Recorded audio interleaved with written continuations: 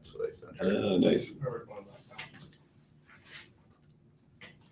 Hey everyone, Happy New Year and welcome to our first AMA or Ask Me Anything of 2016. Fittingly, we're kicking it off with Carl Schmidt, our CTO here at Unbounce, and Carter Gilchrist, who's our Chief Product Officer here at Unbounce as well. And the goal today is to give you a sneak peek at what's coming up in Unbounce in 2016. As most of you probably already know, Unbounce is a landing page builder for marketing teams, marketing agencies who are serious about growing their businesses through their digital marketing efforts. If any questions pop up during the AMA, please feel free to tweet them. The hashtag is right there in front of Carl, hashtag #unwebinar. Otherwise, we got a ton of questions submitted ahead of time, and these guys have had the chance to go through them, prepare some answers, and we're gonna dive right in. But as I said, please send us feedback at Unbounce, hashtag #unwebinar, or to the three of us. If there are any questions we can't get to during today's session that you have and you tweet them at us, I'm going to volunteer their time and my time and say that we will hop on Twitter and take care of them for you. So yeah, let's dive right in. Carl, so you, again, like CTO here at Unbounce, you look after our engineering team, our infrastructure. Carter, product. You guys have worked together thinking about all the opportunities we have, the things we can build, and how feasible it is. So having gone through all of that, Frank, just straight to the point, wants to know what features are on the Unbounce roadmap for 2016. Oh man, yeah, that's a big question. Leading off, Thanks, Frank. we have a huge amount of stuff this year. We've got something that is very exciting that we've just created, kind of big group around to. We're talking about Unbounce everywhere internally, but this is a kind of big move outside of just landing pages and supporting marketers creating landing pages as a conversion opportunity for their targeted traffic, and expanding that beyond to help you engage on your website, on your blog, and creating conversion opportunities that are embedded outside of just the landing pages you create with Unbounce. So some of you might be familiar with a tool, Rooster, that we purchased earlier last year. Rooster is a big exit intent overlay tool that we've acquired, and the team has joined us and been an awesome fit with our company. And we're really trying to integrate that product into Unbounce and expand that beyond exit intent overlays, but also embeddable forms and scroll bars and top bars and all of the opportunities that marketers have kind of come to us and said, landing pages are working very, very well for us, and we'd like to expand beyond that. We're really, really excited about kicking that off this year and pushing for that in the first quarter here. Someone was asking around what's up front in the first 6 months of the year. That's definitely up front in the first 6 months. Wanted to know for 6 months. Beyond that, though, I had to write this Lightbox is being native in the builder. So the landing pages you're creating, being able to have content that opens up, whether it's a privacy policy or about us page or speakers on an event page.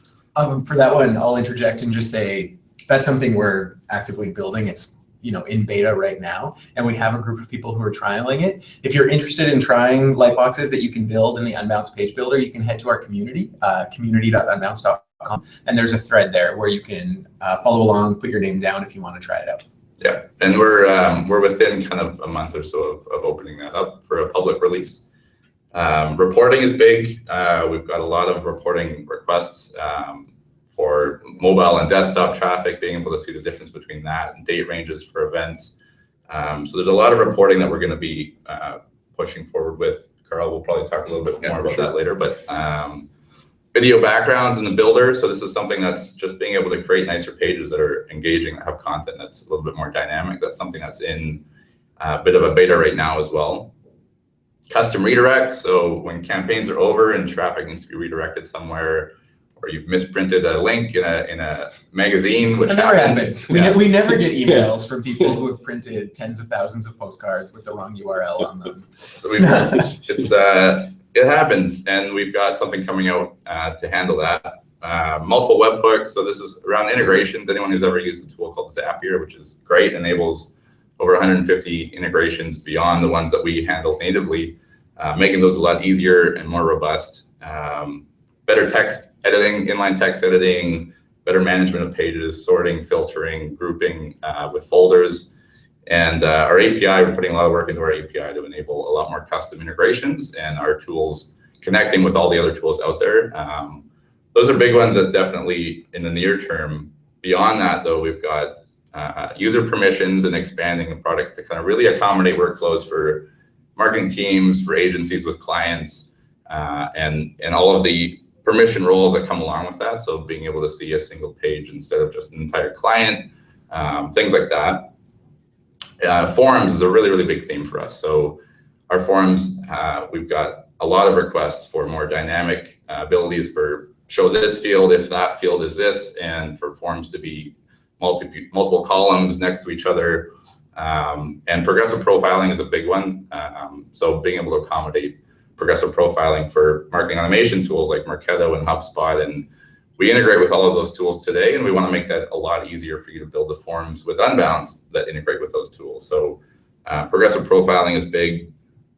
A lot of improvements around our CRO testing, A/B testing, and some research tools to go along with that. But A/B testing has been something that we've been excited to dig more into. We'll talk about some of our data team and the BI team and the work that we've been doing on that side. But managing pages in bulk, so editing a content piece here that propagates across multiple pages is something we've been excited about for a while now. I know somebody asked a question around. Well, it's funny because you're going through these and it's like, yeah, someone asked that. Yeah, someone asked that. Yeah, someone asked. So this is the large intro answer, and then we can get into more detail for some of these things. But I mean, if anyone sitting here and watching this today works in the technology industry, they're probably listening to what sounds like, I mean, kind of a very comprehensive list. And they're thinking, okay, that's cool, but how are you going to deliver on it? Is that actually the roadmap for 2016? You, Carter, already touched on what we can expect in the first half of the year when you were talking about embeddables and this idea of expanding beyond landing pages, to websites and other properties. But Carl, I mean, looking after the technology, how are you guys working together to ensure that we can deliver on these things? Yeah, so number one, let's see, I think we were meeting yesterday to talk about how we were expanding the office so we could fit all the engineers that we're going to be hiring. So that's actually really a big part of actually hitting a lot of these targets. It's been great. We've grown fantastically over the last 6 years on just organic growth, but we're kind of stepping up our hiring and our expansion plans really kind of to address a lot of those demands. So a lot of it is just growing the teams. The other thing that we're doing is we really believe in having teams that understand a particular domain and area of the product very well and grow stable teams. Mm-hmm. So we've got a lot of focus right now on growing the number of individual teams we have, in addition to the 5 that we have today. So. Okay, and then individual teams who are responsible for like certain properties and can build. Absolutely, like so, in addition to our builder team, we might have a lead gen team, we might have the Unbounce everywhere team, those kinds of things. Right. Yeah, and I can say, I mean, having been with Unbounce for quite a while now, that's probably one of the biggest changes I've seen in the company, going from about 50 people to 100 now, we're just about 130, is that as you add, when you're really small, you can be really agile, you can move really quickly, communication is easy, but as you grow, you introduce a lot of complexity, miscommunication. If you do it wrong. If you do it wrong. Well, I mean, we're trying to do it right. Yeah. We learned a lot. Yeah. 2015 was a year of learning. Totally. 2016 will be really good. Okay, so given kind of the roadmap, given how you believe we can execute on them, Carter, there's a question from, I believe it's Mateus. So what is your main guidance for product development? Is it scalability? Is it customer satisfaction? What are the pillars that you will use for decision making? Yeah, I think we, above everything, it's customer satisfaction and delivering solutions to problems that our customers have. That's how we got here. That's how we kind of built this company. It's obviously, it gets more complex than that. I think prioritizing opportunities when there are literally hundreds, thousands of opportunities, thousands of problems to solve. Prioritization becomes a little bit of an art form, a little bit of a science that includes a lot of people, but we go through a process, these teams that Carl talks about, that are kind of autonomous and have a core focus. The group will go through a process of prioritizing inputs. So if there's requests for new features or problems that usability problems or ideas or opportunities, those all get put into a bit of a triage, and we go through kind of, are these on a scale of 1 to 5? What's the user value out of this? What's the business value out of this? What's the time criticality? So if we don't do this tomorrow, is there a big shift in the market that we're going to be affected by? And are these strategic opportunities to kind of new endeavors down the line? And then what's the scope? Is this a days thing, a week's thing, a month's thing, or a year's thing? How big is this problem? And that gives us a little bit of a ranking to look at what's the value of all of the things in our backlog and the opportunities that we have, so the team can make more informed decisions on where do we start. Ideally, the bigger value problems that have the smallest amount of scope is a good place to start tackling. And beyond that, we have a great growing group of data analysts and BI specialists in the company that are helping us to kind of take those opportunities, dive into what information can we use to help inform those decisions even more. So how are our customers already using this feature, or how many of them are having this problem, and in what way, so we can shape the kind of development of those.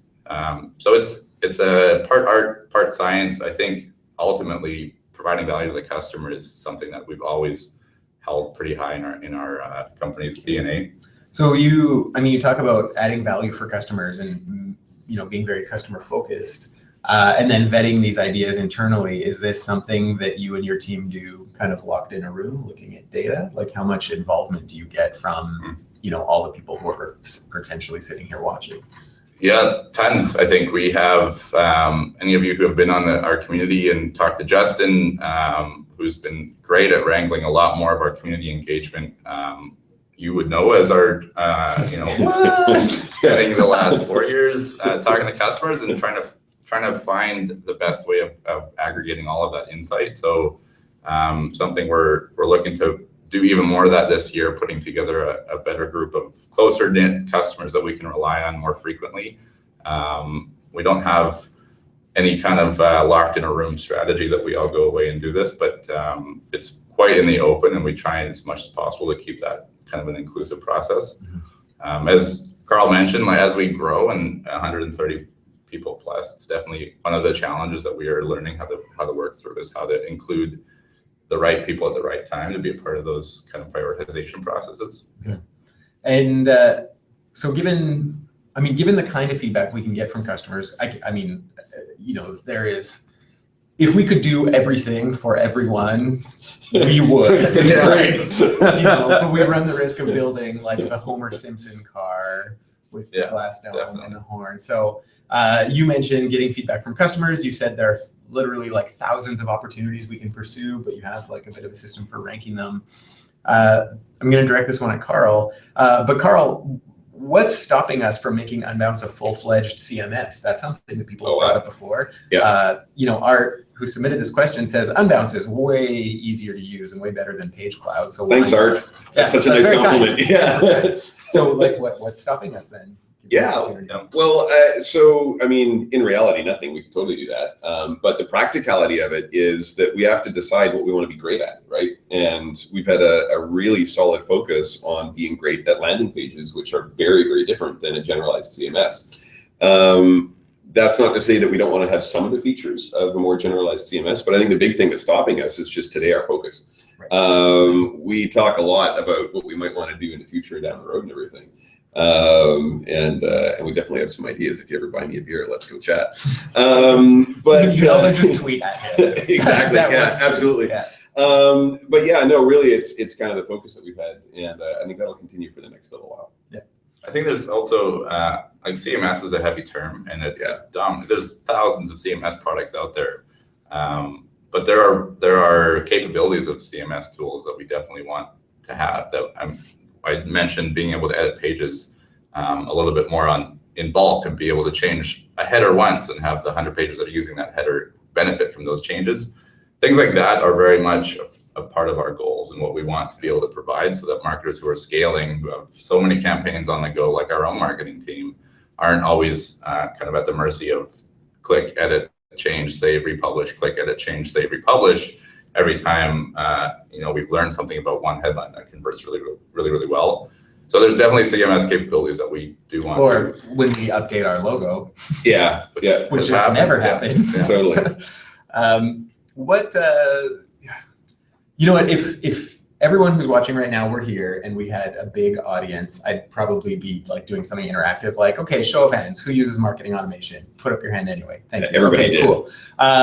Or, a CMS in some capacity. Who uses 100% of the features in their CMS or their marketing automation tool? Hands up. You will all drop your hands. Like, no one uses all of the features of those platforms. I think the approach that I, in conversations with you guys that I hear is most people use about 10%, 15% of the features in those tools. And rather than building a massive suite of mediocre tools, we want to make sure we build just the couple that people really need and really want, and make sure they are rock solid, incredibly stable, perfect for the kinds of customers who get the most value from Unbounce, teams, agencies. So it's less about building the full CMS, I would say, and more about delivering value on the things that matter most to the customers using our tools. Carter alluded to this earlier, but Emily, just like straight to the point, wants to know, when will we be able to see mobile traffic versus desktop traffic? Soon, really soon. We're actually working on it right now. When we built the whole company like 6 years ago, we built this really great system for doing fast stats. And I know a lot of you have commented on it, how you love the real-time stuff. And what we didn't do was make it incredibly scalable to all these kinds of new categories and everything. So that's what we're building right now, is a scalable platform for adding more categories of reporting, doing it on about 100 to 1,000 times the traffic we're doing today. I think I'm going to talk maybe a little bit more about that later, hopefully. So soon, we're totally working on it. We're like a lot of software companies, we're not going to put an exact date on it, but it's actively being worked on, we promise. And I mentioned reporting being a big focus for us and providing more insight into all of the things that are going on, everything that's happening. And that's kind of at the top of the list, is mobile desktop breakdown of who's converting where. And along with that is things like traffic source and where's the traffic coming from.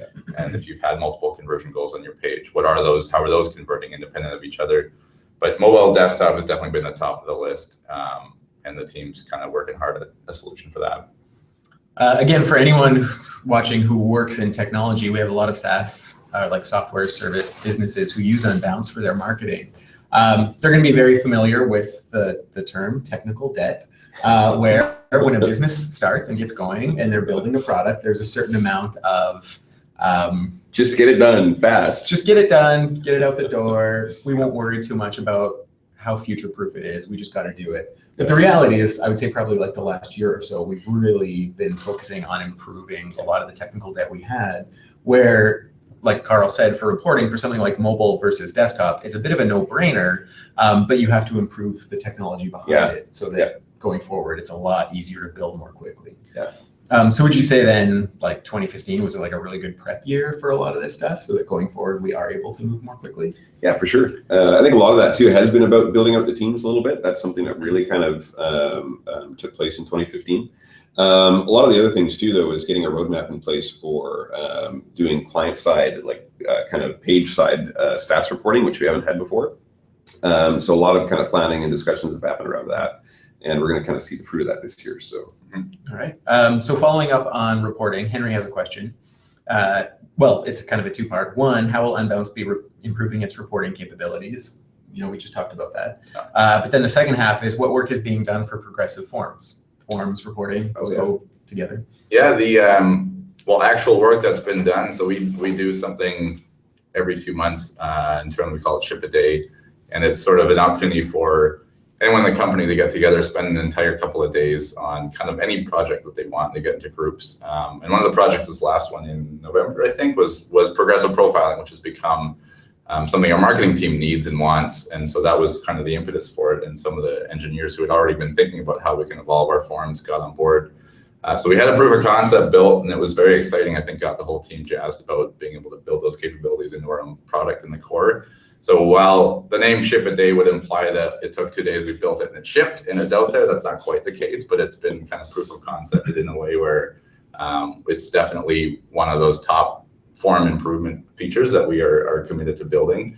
And it's something that the team has put some time into thinking about. So along with when I talked about embeddable conversion opportunities in Unbounce everywhere, being able to have the forms that you build in Unbounce embedded outside of just landing pages on your website and your blog. And that also coming with that is improvements to our forms are going to be way more necessary to make all of those conversion opportunities that much more effective.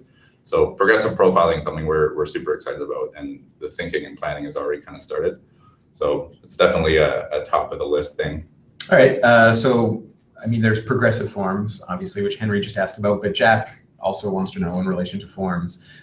Can forms have more flexibility in general? We're talking like multi-step forms, different layouts, conditional fields, etc. No, absolutely. Those are there's about 6 kind of core requests that come in over and over for forms. And to allude to technical debt, like forms was one of the first, as you can imagine, one of the first features we built 5.5 years ago. I don't know anyone who has been with us. Someone mentioned they've been with us right from the very, very beginning. That was me. No, there was someone else that we didn't actually launch Unbounce with forms. It was one of the features we added kind of 6 months after we launched. But there's been a lot of building on top of that in the last 6 years, that we're at a place where we're excited about kind of rebuilding that foundation for the form module itself, so that it can be extended a lot and can be a lot more robust. So with that comes being able to manipulate the layout of a form, better validation, better dynamic kind of control. So all of those will kind of be lumped into a form theme that we'll definitely be tackling this year. So along with forms and data and reporting, obviously, we accumulate a fair bit of data.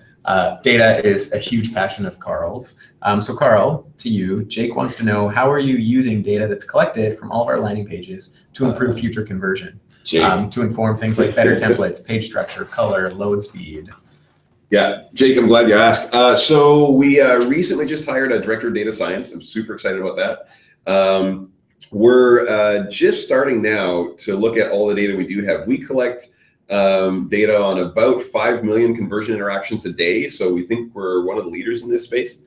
We're now starting to take a look at that and go, okay, so out of all that, what is actually a predictor of conversion? And so some of us, we've started to dig into some of that information in the past on an anecdotal basis. So Ollie and Michael Lagarde will have theories around what things might drive conversion. So we'll look at a little bit of that data and see if there's anything there.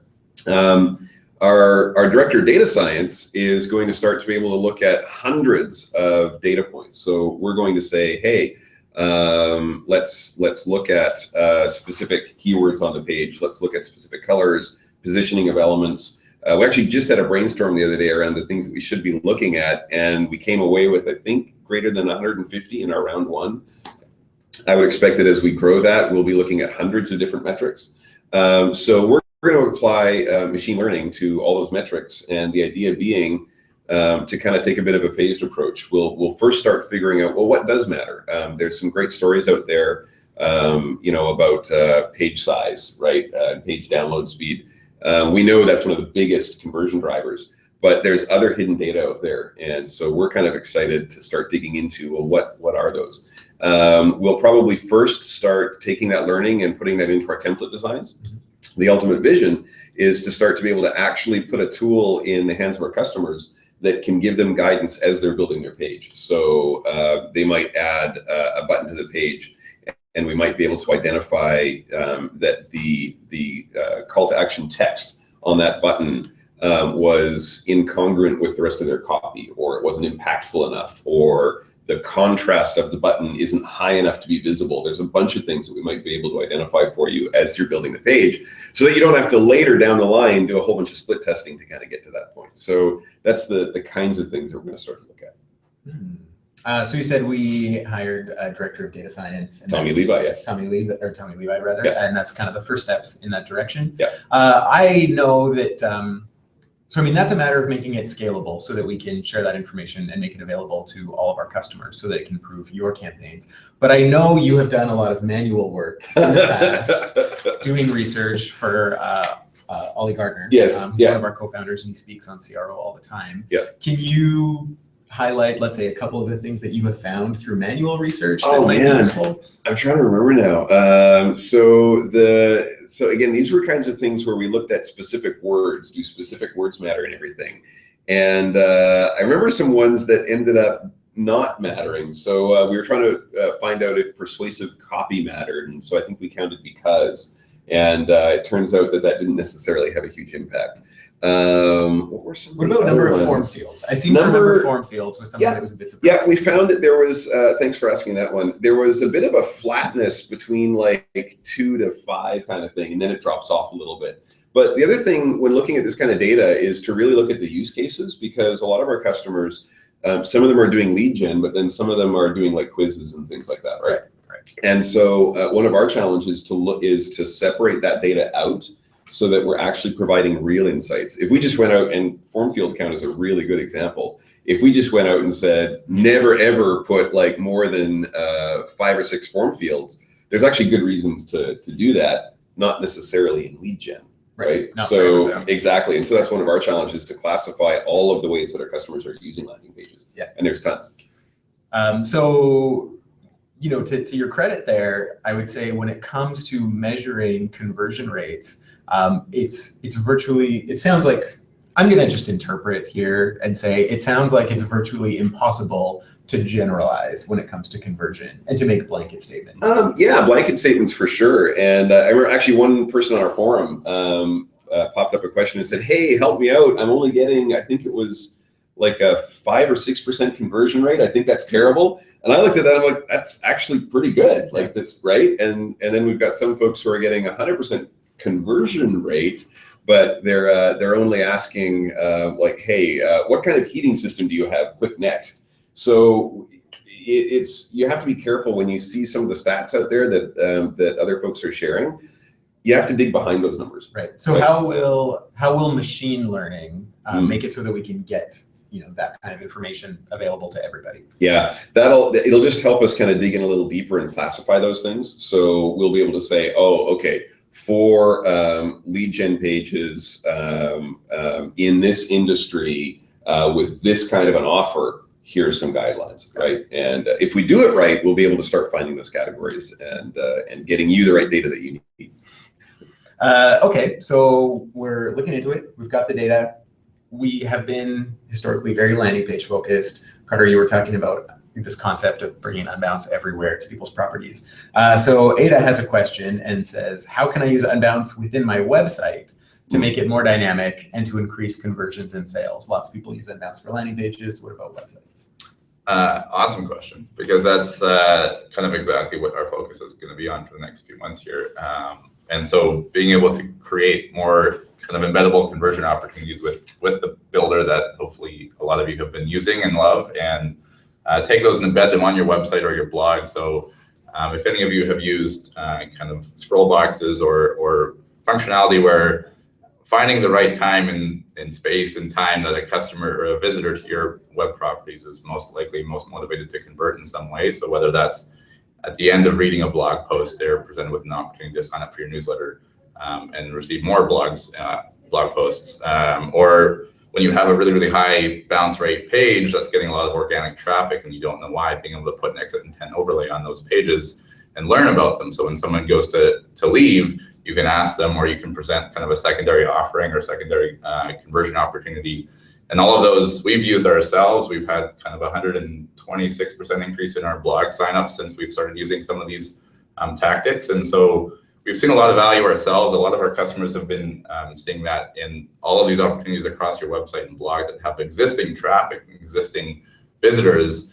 Our intent is to create a product that will enable you to find all those opportunities and create conversion within that. So whether it's, like I said, traffic you're already getting that you're not capitalizing on, or even just embedded forms that are going to be a lot more intuitive for somebody on your blog that don't have to, or allow you to test these things so that you can use the A/B split testing you're familiar with and the integrations you're familiar with to still have conversion opportunities embedded in your website that you can control with all of those tools, dynamic text replacement, so personalizing them.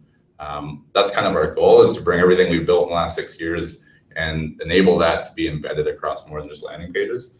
So the answer is there's lots of ways that you're going to be able to use Unbounce to hopefully increase conversion on your website. Stay tuned, and we'll be getting kind of beta lists going pretty quick here. So ping me on Twitter or reach out in our community if you're interested in getting involved. Yeah, if you head over to the community, that's a really great place to tell us that you're interested as we move forward with these things. So just about to wrap up. We have a couple of minutes left. So I have one question for everybody. A bit of a reminder though, if you had a question for us that wasn't answered today and you really want if you want to know, you submitted the question, so probably you do. Or if you think of anything else, like I know this is an AMA and Ask Me Anything for Carl and Carter, but I'll speak for you guys and say we're really open and we are very willing to share all the time. You don't have to wait for an AMA to send your questions into us. Totally. Twitter is a really good way to get a hold of us. So there's me, Carl, and Carter. Those are our 3 handles right there, and then Unbounce, and then the Unwebinar hashtag. And then, of course, as I said already, the community. If you go to community.unbounce.com and submit your questions there, we're super active, so we'll be involved. So last question is to both of you, and I'm kind of curious to hear your take. Are you trembling? Each of you. What's it going to be? It's okay. It's not like. It's all right. How will Unbounce continue to be a thought leader and continue to be the leading landing page software in 2016? That question comes from Jordan. Awesome. That's a great question, Jordan. We kind of talked about this a little bit. I think being a thought leader is all just about the relationships that you build. And a lot of that is kind of maintaining that. For us too, I mean, for me, my part is to make sure that the data we collect and everything is super relevant, and that we're kind of bringing fresh thought to how you can use that stuff. But because data is everywhere. It's about how you absolutely, can use yeah, and that's a huge theme for us for this year. But really, it's about the relationships that we're keeping building, especially around a conference. I know you had some thoughts around that. Yeah, well, this is an early plug. We have a conference, right, 3rd year in a row that's coming up in what June. In June. Yeah. I don't know any of you who were able to make it down this last year in September. I don't know if you've seen PPC Hero put out a kind of top 25 influential CRO experts, and we're pretty honored. 13 of those 25 spoke at our conference last year. A lot of them are likely going to be speaking again this year. 2 of them in the top 5, Ollie and Michael Lagarde, are sitting right over there right now working. And those, like Carl mentioned, those relationships with those industry experts and internally, that's a big part of keeping ourselves on the forefront of what's happening in CRO and where's marketing going and how can we stay at the front of that. And I think when it comes to product, it's taking things like, so building exit intent overlays and scroll boxes, and a lot of these things exist already, and we want to make them awesome. We want to kind of curb the poor use of these features and the ways that drive conversion down over the long haul, where it's not sustainable conversion. Or drive experience down and drive brand, yeah, things that will have a negative impact on your brand, your customer perception, of your company. Yeah, I think there's a lot of opportunity for us to be helping you use these effectively in a way that it's going to ultimately end up in a growing business, not just kind of conversion tomorrow, but it's not working in 3 months or 4 months down the line. A lot of that we are really, really passionate about. So I think staying on top of that, building the relationships we have internally and externally, yeah. And having people like Ollie Gardner and Michael Lagarde. Ollie spoke at 22 conferences last year, I think, and has been spreading the word. So conversion gospel. Yeah. All right, Carl, Carter, thank you. Oh, thank you, for taking the time. I mean, you guys are 2 of the busiest fellas that I have ever known, always doing lots of work. So on behalf of everybody, thanks for joining us today. And yeah, you know what? They mentioned it, so I'm just going to bring it up. Call to Action Conference. It's coming up in June this year. We're hosting it here in Vancouver. If you've never been to Vancouver, honestly, it's a great excuse to get out here. We have ocean, we have mountains, we have rainforest, we have great people. We're extremely passionate about the relationships we have with our customers and the greater marketing community. So if we haven't had the chance to meet in the past, we'd love for you to be able to come back for that. So you can go to CTAconf, that's CONF.com. Check it out. We'd love to see you. Otherwise, please get in touch via Twitter, go to our community. Also, you can just email us if you have our email addresses. We'd love to chat. But thanks so much for taking the time to register, to join us today, to submit your questions.